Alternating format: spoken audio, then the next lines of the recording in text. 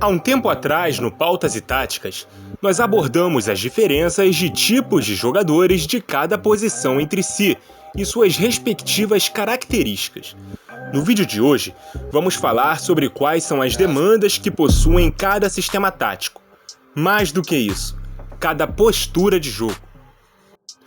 E com postura de jogo, estamos querendo diferenciar quando um time joga com uma proposta defensiva ou ofensiva, com linhas baixas ou altas, explorando contra-ataques ou com ênfase em manter a posse de bola.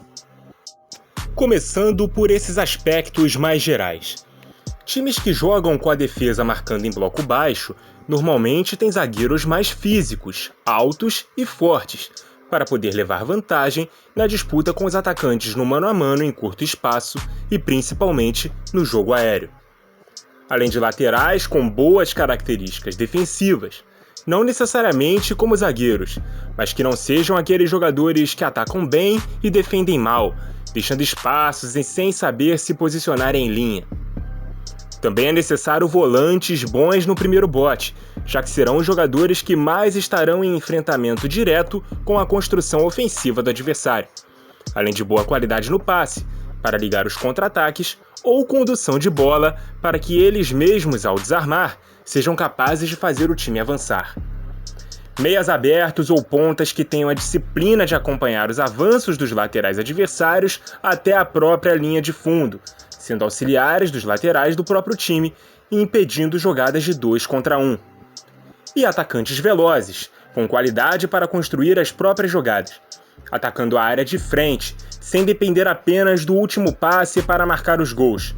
O bom combate na saída de bola do adversário para dar ainda mais poder defensivo ao time também é um diferencial.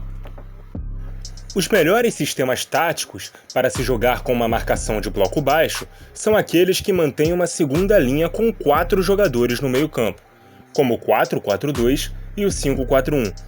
Sistemas como o 5-3-2 compensam a ausência do quarto jogador na segunda linha com o quinto jogador na primeira, mas exige um pouco mais do deslocamento lateral do trio de meio-campo ou das subidas de pressão dos laterais com cobertura dos zagueiros de extremidade. O 4-4-2 pode ser uma variação defensiva de um 4-2-3-1 ou de um 4-3-3. A primeira é mais comum, adiantando o meia central ao lado do centroavante no primeiro combate e recuando os pontas na linha dos volantes. A segunda normalmente abre um dos meias na extremidade e recua apenas um dos pontas, para que o outro se mantenha mais à frente com o camisa 9. É possível notar que até os jogadores mais ofensivos precisam conjugar características mais defensivas quando o time marca em bloco baixo. Agora, times que se dispõem a serem mais ofensivos ocupam o campo do adversário a maior parte do tempo. Portanto, necessitam que seus jogadores de defesa também tenham virtudes ofensivas. Por exemplo, zagueiros com qualidade no passe, não só na saída de bola, mas para armar o time a partir do meio-campo.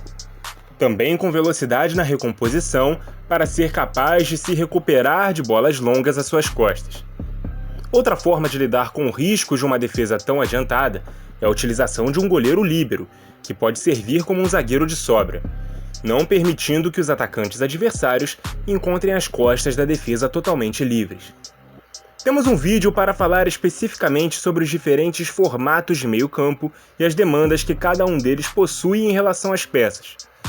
Como o coração do time é esse setor, vale mais a pena conferir esse vídeo específico. Mas como a tendência mais moderna hoje é atacar com uma linha de 5, podemos diferenciar as diferentes formas de compor os terços mais ofensivos. E isso diretamente diz respeito aos laterais que podem atacar por dentro ou por fora. Se eles atacam por dentro, eles costumam dar mais liberdade para que os meio-campistas ataquem e se juntem aos atacantes no terço final. Se atacam por fora, os jogadores de extremidade precisam atuar mais por dentro, seja com função de armadores, sendo meias que jogam de fora para dentro, ou nos meios espaços, nos corredores entre lateral e zagueiro dos adversários, atacando em diagonal e deixando o flanco para esses laterais.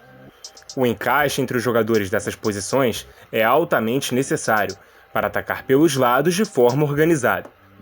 Também vale ressaltar que a presença de laterais que chegam mais ao fundo precisam de um centroavante de boa estatura para duelar com os zagueiros pelo alto. Não adianta cruzar bola para a área sem alguém que aproveite esses cruzamentos. E falando nisso, as equipes podem ter um centroavante ou uma dupla de ataque. Este centroavante pode se apresentar da forma clássica, sendo um cara grande e forte que joga de costas para a defesa, ou como um falso 9, vindo se juntar ao meio como um armador, chegando na área vindo de trás. E a dupla pode ter um 9 fixo e um segundo atacante caindo pelos lados. Também pode ter dois atacantes mais fixos ou mais móveis, o que abre ainda mais o leque de utilizações. Naturalmente, construir é mais complexo do que destruir. Por isso, formas de atacar possuem algumas subclassificações que podem ou não interferir na forma com a qual se ataca.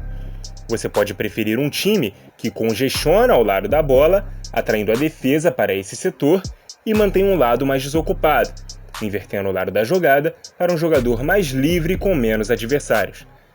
Ou pode optar por um time que prima pela amplitude, alargando o campo e criando uma série de armadilhas e atrações individuais na marcação do rival.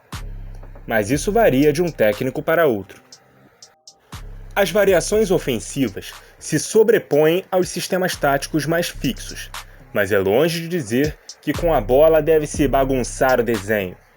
Os ataques precisam ser feitos de forma organizada a fim de automatizar os movimentos e gerar mais entrosamento entre as peças, assim como desorganizar o adversário.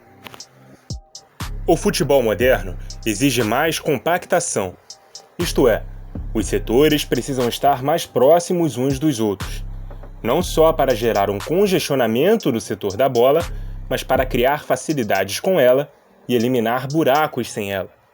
Quem se dispõe a baixar as linhas tende a arcar com o ônus de passar a maior parte do tempo sem a bola e necessita de um time mais veloz nas transições ofensivas, por jogar mais longe do gol do adversário. E quem se propõe a subir as linhas tem como consequência jogar com uma defesa mais exposta e precisa de um time mais veloz nas transições defensivas, por jogar mais longe do próprio gol. É isto, galera!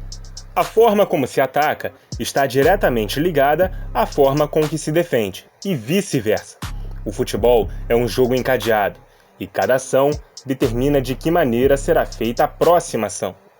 Atacar e defender são apenas duas metades do todo.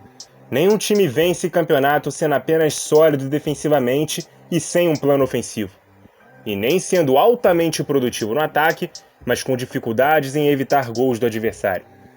Por isso, cada peça tem a sua especificidade, e são as engrenagens de um coletivo talhado para cada proposta de jogo. Muito obrigado a você que nos acompanhou, e até a próxima!